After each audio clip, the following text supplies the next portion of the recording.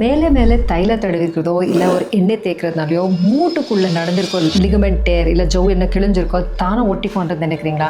Sorry boss, நீங்கள் பண்ணுறது both இந்த டைம் அண்ட் மணி தான் வேஸ்ட் பண்ணிட்டு இருக்கீங்க. உள்ளே நடக்கிறது எப்படின்னா ஒரு செவரில் ஒரு பெரிய கிராக் விழுந்திருக்கு அண்ட் அந்த கிராக் மறுக்கிறதுக்கு நீங்கள் மேலே மேலே மட்டுமே தான் பெயிண்ட் அடிக்கிறீங்க. உள்ளே எட்டி பார்த்தா அந்த கிராக் அப்படி தான் இருக்கும், டேமேஜ் அதிகமாக தான் ஆகிட்டு இருக்கும். ஸ்போர்ட்ஸ் விளையாடுறவங்க, கிரிக்கெட்டு, டென்னிஸ் இல்லை ஸ்விம் அதிகமாக பண்ணுறவங்க இல்லை ஜிம்மில் அதிகமாக வெயிட் தூக்குறவங்களுக்கு ஷோல்டரில் ரொட்டேட்டர் கஃப் பண்ணுற டேர் ரொம்ப காமன். இது போக கபடி, வாலிபால், ஃபுட்பால் இந்த மாதிரி விளையாடுறவங்க முட்டியில் இருக்க ஏசிஎல், பிசிஎல் லிகமெண்ட் டேர்ன்றது ரொம்ப காமனாக இருக்குது. ஜென்ரலாக இந்த மாதிரி டேர்ஸ் ஏற்படும் போது நிறைய பேர் ஒரு சர்ஜரி தான் வழின்றதை பயந்துட்டு இந்த மாதிரி ஷார்ட் கட்டாக தைலம் தேய்க்கிறது, ஆயில் போடுறது இதெல்லாம் பண்ணுறாங்க. ஸ்கின்ல போடுறதெல்லாம் அவ்வளோ ஈஸியாக மூட்டுக்குள்ளே இருக்க ஒரு லிகமெண்ட் போய் சேர மாதிரி இருந்துச்சுன்னா இன்னைக்கு எப்படி ஒரு சளி இருமல் காமனாக இருக்கோ அப்படியே உங்கள் ஜாயிண்ட்ல நடக்கிற இன்ஃபெக்ஷனும் காமனாக இருக்கணும். தேங்க் காட் அந்த மாதிரி கிடையாது. இந்த மாதிரி ஜவு கிழியும் போது இந்த மாதிரி தேலும் எதுவுமே யூஸ் ஆகாது. இன்னைக்கு ஆப்ரேஷன் மட்டுமே இல்லை, இன்னைக்கு அட்வான்ஸ்டான ப்ரொசீஜர்ஸ் மூலமா அந்த லிகமெண்ட் டேர் இல்லை ஜவு என்ன கிழிஞ்சிருக்கோ அது கரெக்டாக ஐடென்டிஃபை பண்ண முடியும்.